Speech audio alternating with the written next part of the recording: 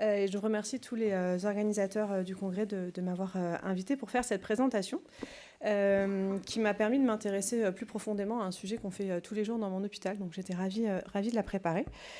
Donc je vais vous parler de chirurgie périphérique en urgence. Alors, je trouvais que le sujet était un peu vaste, donc je n'ai pas de conflit d'intérêt sur la présentation. Donc je ne parlerai pas d'ischémie mésentérique. Je ne parlerai pas de chirurgie carotidienne, ça a été abordé. Je ne parlerai pas de dissection aortique. Je vais vraiment m'intéresser uniquement de revascularisation chirurgicale pour des ischémies de membres périphériques. C'était juste pour être sûr qu'on partait tous sur la même chose, en parlant de deux types d'ischémie, l'ischémie aiguë et l'ischémie subaiguë, puisqu'en fait c'est un pattern qui va quand même souvent se rassembler. Et je parlerai vaguement de plaies ouvertes de membres à la fin. J'ai une diapositive sur ça, mais si on n'a pas le temps, je pense que vous connaissez et que ce n'est pas la priorité du sujet. En termes d'acronymes, pareil, pour qu'on soit d'accord, parce que les acronymes anglais sont assez faciles à utiliser plus que les français. Donc les PAD, c'est toutes les pathologies artérielles périphériques. Les CLTI, c'est les Chronic Lump Threatening Ischemia, donc c'est tous les ischémies chroniques subaiguës. Et puis l'ALI, c'est l'Acute Lump Ischemia, donc l'ischémie aiguë de jambe. Alors en généralité, ça pourrait presque être ma diapositive de conclusion finalement. L'acute lung injury, c'est vraiment ischémia, c'est vraiment une urgence médico-chirurgicale. C'est une urgence absolue et un des points qui est parfois un peu négligé, c'est vraiment de prendre en charge la douleur immédiatement quand votre malade arrive et de faire une prise en charge multidisciplinaire. Le chirurgien ne va pas suffire à améliorer le pronostic de ces malades et je vais passer pas mal de temps à vous expliquer à quel point le pronostic de ces patients est vraiment atteint. Et si vous n'avez pas une prise en charge médico-sociale derrière, la prise en charge et la revascularisation chirurgicale clairement ne suffiront pas.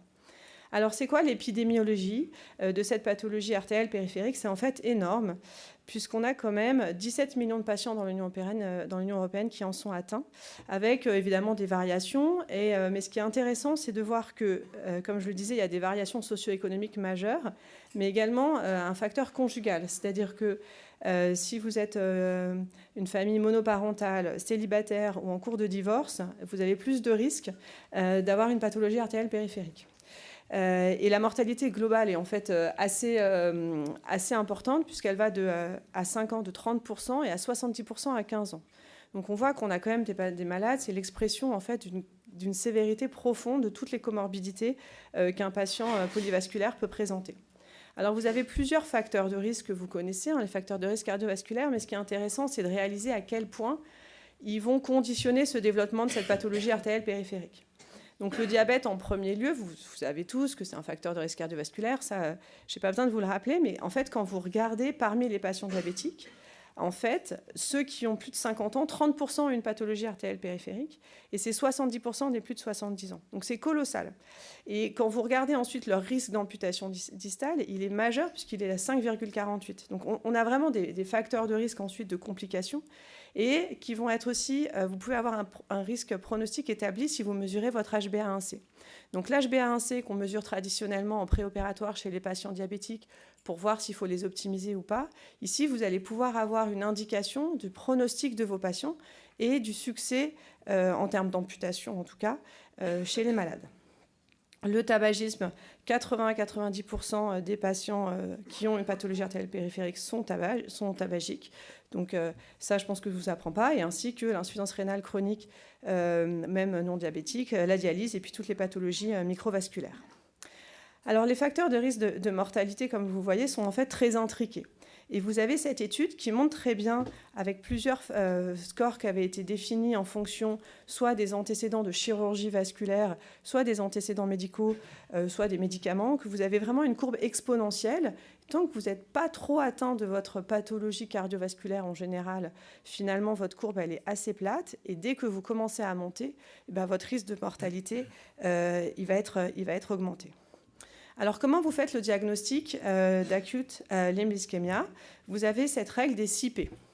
Donc, vous avez la douleur, la pâleur, la paralysie, le déficit, l'absence de pouls, les paresthésies et puis des troubles thermiques en distal. Et donc, c'est quelque chose qui apparaît. La différence, ça va être des signes qui vont apparaître dans les 14 jours. Et c'est ça qui va faire la différence avec l'ischémie chronique. Et on voit ici, sur cette image, vous voyez un arrêt au niveau de l'artère poplitée. C'est cette classification qui va être utilisée par les chirurgiens pour orienter les patients dans l'orientation thérapeutique. Le premier stade de la classification de Rutherford, c'est le stade 1. Là, en fait, le membre est viable, il n'est pas menacé, il va falloir l'opérer très rapidement, mais il n'est pas menacé. Les stades 2A, 2B, ça commence à être critique. 2B, il va falloir vraiment y aller très vite parce que vraiment, on est en ischémie presque dépassée. Et le stade 3, ça va être vraiment l'ischémie dépassée où là, il va falloir faire une amputation. Et vous voyez, donc, si vous avez une acute lung ischémia, par rapport, tout à l'heure, je vous ai montré l'épidémiologie pour juste la pathologie artérielle périphérique, mais là, le risque de décès à 1 an, si vous avez une ischémie aiguë, il est de 41%. Et il a assez peu évolué entre les deux études qui datent des années 2000 et 2010. Et c'est pour ça que tous ceux qui font de la chirurgie vasculaire savent très bien que c'est des malades qu'on revoit. On les connaît tous, les malades, même si on ne l'a pas pris en garde. On sait très bien qu'on va le revoir déjà le lendemain, voire le surlendemain, voire 2 semaines plus tard. C'est vraiment nos fils rouges, les patients qui présentent des ischémies aiguës. Avec un risque d'amputation qui est quand même assez élevé aussi, même s'il est pris en charge rapidement. Pardon ? J'entends je pense que ça doit être une expérience partagée sur nos fils rouges des gardes. Alors, c'est quoi l'étiologie de ces ischémies aiguës ? On a 2 grandes catégories. On a la catégorie de l'embolisation artérielle, où là, vous allez avoir toutes ces pathologies, donc de l'arythmie, l'anévrisme aortique thrombosé. Vous pouvez avoir des procédures de TAVI qui vont emboliser, des myxomes, les états d'hypercoagulabilité qui sont quand même assez rares et qui sont les seuls qui apparaissent sur des artères saines. Vous avez l'évolution des plaques d'athérosclérose, où là, vous allez plutôt avoir du coup de la thrombose, et puis des thromboses de stent éventuellement. Avec énormément d'autres pathologies qu'il faut rechercher si vous n'avez pas une pathologie, en tout cas évidente, décrite. Alors, je remets cette diapositive, parce qu'on m'a dit que la pédagogie, c'était la répétition. C'est que vraiment, il va falloir insister sur vos étiologies et sur vos facteurs favorisants de cette ischémie aiguë pour la prise en charge, notamment médico-sociale. Et on voit ici vraiment tous les contributeurs sur cette condition de santé, avec tous les effets ethniques, le mode de vie, l'exercice, le travail, qui vont faire que si vous ne faites pas votre prise en charge sociale, et vraiment j'insiste, ça ne servira à rien. Alors comment on va les optimiser ? Donc là, je vais faire un peu un overlap entre la chirurgie un peu organisée et puis la chirurgie en urgence. Parce que finalement, on peut avoir des règles pour l'ischémie chronique et ensuite on va les dégrader pour l'ischémie aiguë. Donc en règle générale, un patient, on est à peu près tous d'accord, l'objectif c'est d'identifier les risques périopératoires, de faire les dépistages pour essayer d'identifier tout ça, de les optimiser et ensuite de définir la stratégie chirurgicale avec le chirurgien. On espère qu'il nous l'a déjà dit avant, mais vous verrez, dans l'ischémie aiguë, c'est assez rarement le cas. Mais dans l'ischémie aiguë, ça va être un peu compliqué parce que vous n'avez pas forcément le temps. Ce qui paraît évident, c'est qu'il va falloir essayer de récupérer le plus d'antécédents, notamment morphologiques. Si vous avez des explorations cardiovasculaires, c'est vraiment important de les récupérer parce qu'encore une fois, c'est des patients que vous allez voir longtemps et plus vous récupérerez avant, plus vous allez pouvoir l'optimiser en périopératoire.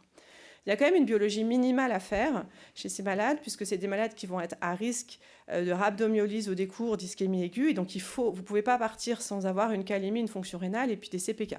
Voire un pH et un lactate, ça me paraît à peu près la condition minimale. Le CG, pareil, dans les règles de recommandation de l'ASFAR, si vous n'avez pas de moins de 12 mois, vous ne pouvez pas partir sur une ischémie aiguë sans ça. Et puis, encore une fois, il y a les antalgiques. Et très rapidement, il va falloir mettre aussi l'anticoagulation en attendant de passer au bloc opératoire. Alors, on a des belles recommandations, pareil, de 2024 sur la stratégie. Donc là, ici, ça paraît un peu compliqué, mais en gros, l'idée, c'est si c'est dépassé, vous n'allez pas au bloc opératoire, et ensuite, vous avez plusieurs stratégies chirurgicales. Dans les stratégies chirurgicales, soit vous avez de la thrombectomie, soit vous faites une thrombolyse avec un cathé de fibrinolyse, soit vous avez une stratégie de thrombectomie version sonde de Fogarty, soit vous avez la thrombectomie chirurgicale, soit vous avez le pontage. En gros, c'est à peu près les 4 stratégies. Et ça dépend quand même un peu des chirurgiens de savoir laquelle ils vont privilégier en fonction des lésions, de l'état artériel en aval, en amont. Donc, ce n'est pas toujours si simple de savoir ce qu'ils vont décider de faire, sachant qu'il y a quand même une part de plus en plus importante sur quand même toutes ces explorations, ces stratégies de fibrinolyse, avec plusieurs médicaments qui sont recommandés en tout cas qui sont possibles, mais ça dépend un peu de ceux que vous avez dans vos marchés pour faire ces KT de fibrinolyse in situ. Sachant que ce qui est important quand même dans ces KT de fibrinolyse, et je pense que vous le savez tous, c'est qu'en fait, ça nécessite une surveillance en salle de réveil. Alors, suivant vos organisations USC ou salle de réveil, ça nécessite donc l'organisation, une surveillance clinique très importante du pouls en aval, de la chaleur, de la douleur. Ça nécessite également de faire une surveillance biologique pour être sûr que vous êtes dans les normes, que ce soit pour l'anticoagulation ou pour la fibrinolyse. Vérifier les complications qui sont loin d'être négligeables, notamment les saignements au point de ponction. Il y a quelques hémorragies intracérébrales qui ont été décrites aussi, mais c'est pas négligeable quand même, moins de 3%, quand on voit à quel point c'est une pathologie fréquente chez les patients vasculaires. Et puis, ces malades, de toute façon, vous allez reprendre à 24 heures, voire à H48. Et vous avez quand même, au final, 25% de chirurgie secondaire. Donc, c'est quand même un facteur organisationnel important dans les blocs des urgences de savoir comment vous allez les prendre et quel est le circuit de traitement. Ensuite, pour l'ischémie aiguë, c'est assez simple quand c'est en stade 3, finalement, parce que c'est dépassé. Donc là, ça va être l'amputation. Et donc, il va y avoir des explorations qui vont être faites par les chirurgiens pour savoir à quel niveau ils vont amputer. Et puis, ça dépend aussi, surtout, de ce que le patient est prêt à accepter. Dans les autres stades, en fait, le tableau est très compliqué, mais globalement, ça dépend si vous avez des tissus viables ou pas. Ça dépend du réseau vasculaire en aval. Et puis ensuite, c'est le chirurgien qui va vous dire un peu ce qu'il préfère. Alors, les recommandations ont été faites avec la méthode GRADE. Finalement, elles nous apportent, je trouve, nous, anesthésistes réanimateurs, pas toujours beaucoup d'orientation sur ce que le chirurgien va faire. Donc, les patients, très clairement, ils disent, les patients qui ont un grade 1, il faut les revasculariser. Bon, ça, on était à peu près tous d'accord. Les grades 2, ils disent, quand même, ce serait bien d'associer d'autres techniques à la thrombolyse. Et c'est vrai que c'est des malades qui, souvent, ont une première technique, plus un cathéter de fibrinolyse pour associer. Puis le stade 3, pas de revascularisation, là, il n'y a pas de problème. Ils disent bien dans les recommandations, et j'en vous en parlerai encore après, qu'il faut surveiller le syndrome de reperfusion, voire faire des aponevrotomies préventives dans les stades 2B notamment, et puis les amputations précoces lorsque c'est prolongé. Alors, je ne sais pas comment ça se passe chez vous, mais alors chez moi, les chirurgiens, ils ne savent jamais ce qu'ils vont faire. Donc j'ai l'impression, encore une fois, c'est partagé. Et c'est vraiment le maître mot, il y a quelques maîtres mots de cette présentation. Il y a la douleur, pluridisciplinaire, aspect socio-économique et adaptabilité. Parce que, en fait, les chirurgiens ne savent pas toujours ce qu'ils veulent faire. Il y a des fois, c'est très facile. Le cathé il y a Bertrand qui n'a pas l'air d'accord. Les cathés, quand ils vont faire un cathé de thrombolyse, là, de fibrinolyse, ceux-là, ils sont à peu près tous d'accord. Si c'est juste le cathé de fibrinolyse, on sait à peu près sur quoi on part. Les autres techniques, c'est un peu compliqué. Alors, la thromboaspiration percutanée, ça marche d'autant mieux que c'est associé avec la thrombolyse. Donc ça, c'est pour ça que je vous disais, les recommandations ont recommandé de les associer. La thrombectomie percutanée, en fait, vous voyez, ça marche assez bien, mais encore une fois, c'est encore mieux si c'est associé même à d'autres techniques. Et puis la chirurgie, alors c'est surtout la thrombectomie chirurgicale avec le Fogarty. Je voulais vous mettre une jolie diapositive, une jolie image, mais j'ai oublié. C'est surtout pour les causes emboliques, parce qu'on voit bien que sur des artères pathologiques avec de la thrombose, ça va être beaucoup moins efficace. Et on ne sait pas très bien ce qu'ils font. Donc en fait, ce qui est important, idéalement, c'est de bien s'entendre avec ces chirurgiens, toujours, de bien communiquer avec eux, et puis de savoir à peu près sur quoi ils partent. Parce qu'en fait, ça va conditionner votre stratégie anesthésique, et je vous montrerai après qu'il y a des études qui montrent qu'il y a quand même une supériorité de la rachis-anesthésie à l'anesthésie générale dans les pontages. Mais vous n'allez pas faire une rachis-anesthésie à tout le monde. Surtout si vous partez sur des pontages, je sais pas, fémoro-poplité très compliqués, par exemple, parce que vraiment, c'est pas possible de le déboucher. Donc, il va falloir essayer quand même d'avoir quelques informations sur quoi on part a priori, et est-ce qu'il est sûr ou est-ce qu'il pense que ça va peut-être quand même évoluer. Combien de temps il pense que ça dure? Là aussi, on a un facteur plus ou moins, je ne sais pas combien de pourcents en fonction de vos chirurgiens. Et puis, ça va dépendre du patient et puis de sa coagulation d'avant. Ensuite, la question, c'est des patients, c'est de la pathologie vasculaire. Il faut faire un monitorage hémodynamique. Nous, c'est des patients chez qui on met quasiment tout le temps un cathéter artériel, sauf quand c'est pour un cathé de fibrinolyse pur. Parce que le cathé de fibrinolyse pur, nous, on le fait sous sédation, voire juste sous anesthésie par le chirurgien.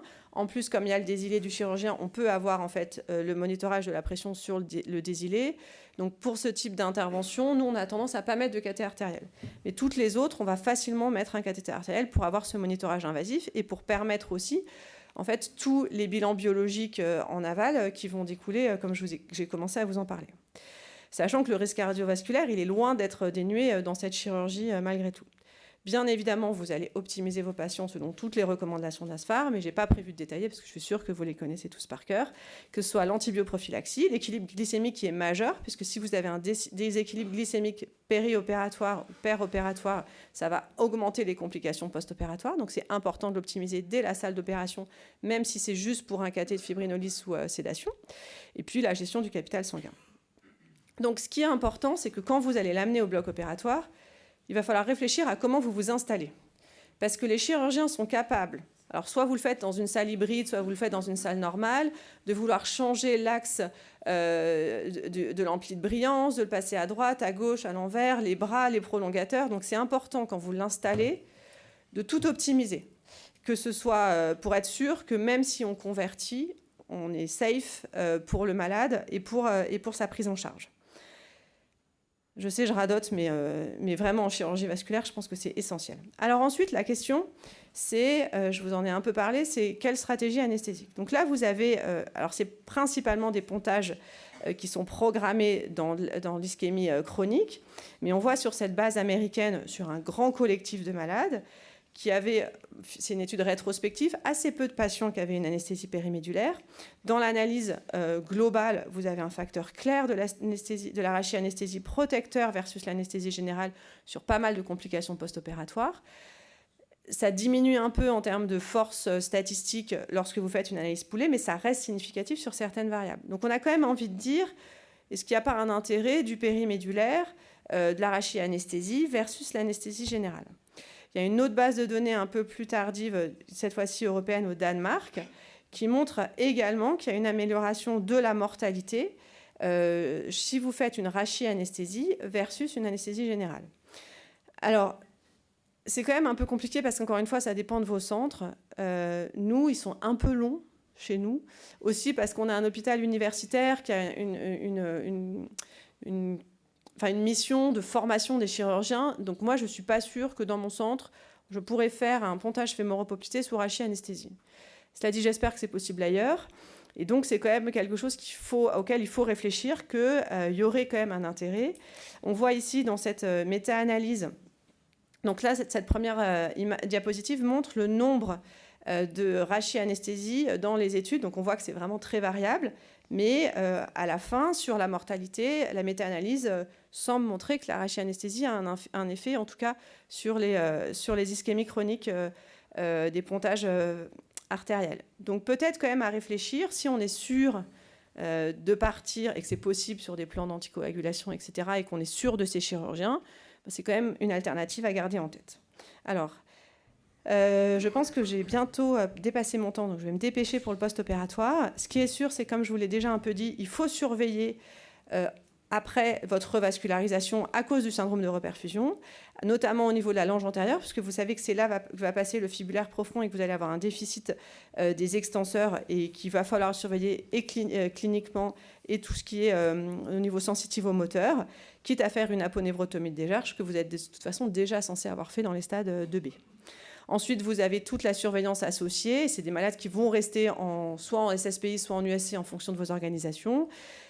Toute la surveillance biologique, les antalgiques et puis toutes les complications locales qui vont être associées. Encore une fois, vous allez les revoir et donc il faut penser à ça. C'est-à-dire que si vous les avez vus dans un contexte aigu et que vous estimez que votre patient a besoin d'exploration morphologique, c'est le moment de les demander puisque vous allez le revoir dans les 6 mois. Donc, tant qu'à faire, autant anticiper votre post-opératoire. Et ensuite, je reviens à ce que j'avais dit au début, c'est qu'en fait, ça ne va pas marcher si vous ne faites que de la chirurgie.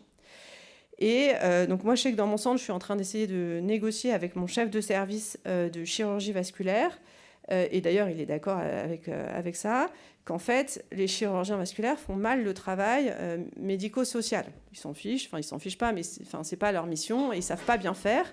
Et donc, c'est important d'avoir, un peu comme des UPOG, en fait, en gériatrie, finalement, des médecins qui vont faire cette prise en charge dans des services de vasculaire pour apporter tout le reste qui va faire que le malade va s'améliorer sur son plan vasculaire en général. Donc rechercher les étiologies, le soutien psychologique, les aides sociales, optimiser le diabète, le sevrage au tabac, la dénutrition, l'optimisation des médicaments cardiovasculaires. Ça ne marchera pas si vous faites que de la chirurgie. Donc en 2 mots, donc j'en ai fini pour l'ischémie aiguë de jambe. En un mot, rapidement, la plaie ouverte demande, c'est une urgence vitale et fonctionnelle. Il faut passer au bloc opératoire très rapidement pour refaire un pontage. Je pense que ce n'était pas le sujet exactement, mais comme c'était un peu écrit dans mon intitulé, je vous ai en parler rapidement, mais je pense que ce n'est pas la priorité. En conclusion, c'est une urgence médico-chirurgicale absolue, l'ischémie aiguë de jambe. C'est un traitement chirurgical qui est très complexe. C'est des patients qu'on va revoir. C'est important d'optimiser, et c'est important aussi d'ailleurs de s'assurer de leur bon vécu de la chirurgie, puisqu'encore une fois, c'est très traumatisant. Les amputations de jambes, c'est vraiment très débilitant pour les patients. Donc il ne faut pas les prendre à la chaîne comme ça, oh là là, on reprend le patient vasculaire d'hier. En fait, c'est très difficile pour eux, à un contexte psychosocial qu'il faut vraiment prendre en compte, et accompagner cette prise en charge médicale, et puis rechercher les bilans, faire un bilan étiologique, et apporter cette prise en charge pluridisciplinaire, qui je pense est un peu l'objet de notre profession. Je vous remercie.